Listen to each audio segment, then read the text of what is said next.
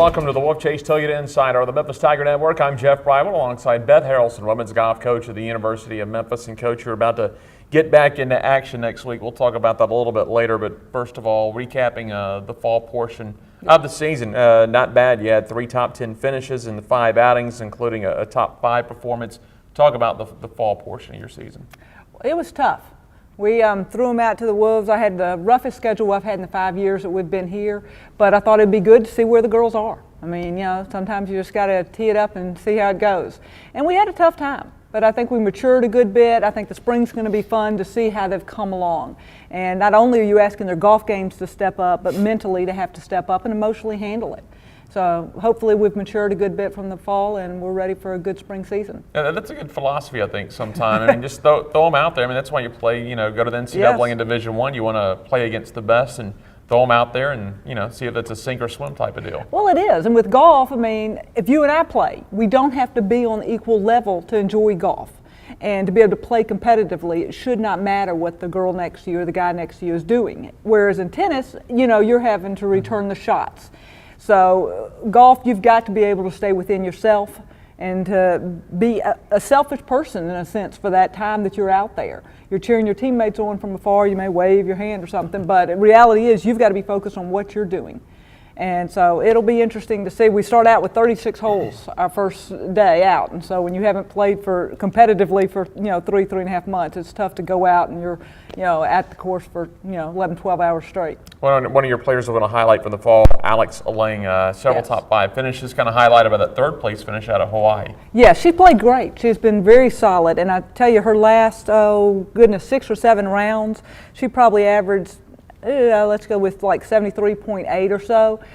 And it just seems like she's gotten a lot more comfortable with shooting low and realizing it's not life or death, that she can enjoy it and that you can miss a fairway and you're still able to make par and not put so much pressure on yourself. And it's fun to see her come along, and she's a senior and this has had her all 4 years, and to see her mature from putting so much pressure to going, it's okay, I can make par from here and I may chip in and make a birdie. Mm-hmm.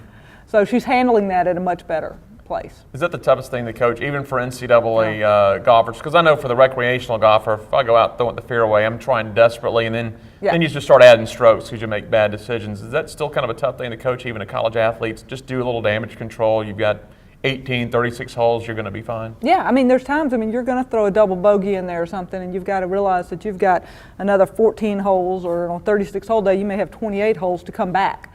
And just, even if you just plug away and make a ton of pars, you're not going to hurt yourself.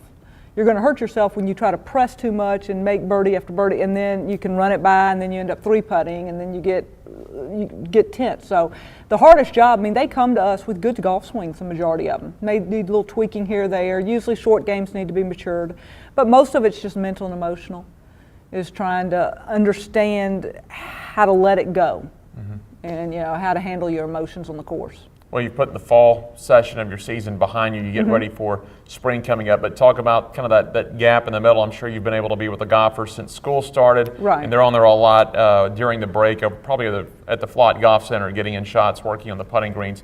How are they getting ready now for the spring season? Everyone ready to go? Oh, yeah. I think they're all ready. Yesterday we were out at Ridgeway, and to tell you the truth, it was 57, 58 degrees, winds gusting up to 30 with a light rain. It was a lovely afternoon. We got in 12 holes before lightning started. And but you got to get out there because we were playing competition in that. Right.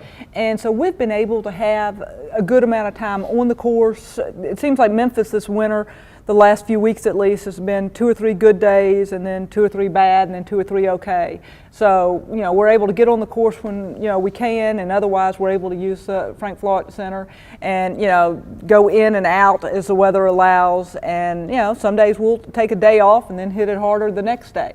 So I feel like they're prepared. So as far as people's health in the Mid-South with the weather, they complain because it's warm one day, cold the next day, severe weather one day, it's great the next day. I guess for golf practice, though, as you mentioned, that's good because it's going to prepare you for all kind of conditions. The reality is I tell them to keep their ears covered all the time, especially with the wind and the cold. I've had one down with the flu. I've had several down with sinus infections, ear infections. you're trying to keep them healthy. I do not practice them a ton like I did yesterday out with the drizzling rain when it's cold and windy, but yesterday I needed to see mentally who was there. And most of the time, if it's that bad, then we'll try to come in. But we're leaving Saturday. I've been in Miami when it's been 50 degrees and the wind blowing 30 miles an hour. So, we had to go ahead and practice in it because we're qualifying for that tournament. So it's always interesting. But, yeah, we're trying to keep them healthy also. So it's a tough balance because right now there's a lot of things going around. You've mentioned Miami. You're headed to Miami, Florida, Miami Lakes, Florida next week, and that's going to open up your spring portion of the schedule. And it's going to be the Sir Pizza Terrapin Challenge. Maryland's kind of hosting this tournament. I believe Louisville did in the past. So Maryland kind of takes over as the host school. But good news is should be warm weather. You think South Florida, but you said you've been down there when it's been chilly. We've been down there when it's been cold and miserable, but we've been down there when it's 80, 85 degrees also. So you just take enough layers and kind of be prepared, but at the same time, you've got your shorts packed.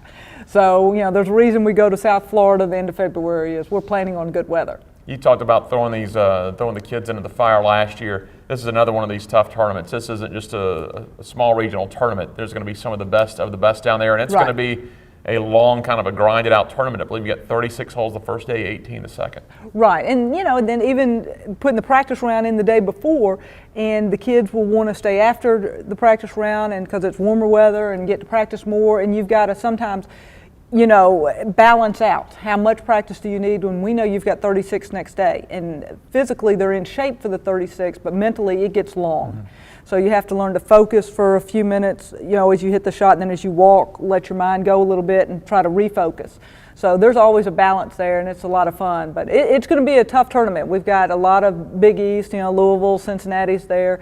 Maryland's always good. They're in the top 50. But, it'll be a good thing for us. And then spring break, we'll have 2 back-to-back. I'll be gone with the kids for 9 straight days. We'll go down to Southern Miss's tournament and then go on over to Augusta State, which is an unbelievably strong tournament. So it's a lot of fun. All right, well, Coach, I'm sure we'll talk to you later in the semester about those tournaments. Best of luck down in Miami. All right, thank you very much. That is head coach Beth Harrelson. I'm Jeff Brightwell. This is the Wolfchase Toyota Insider on the Memphis Tiger Network.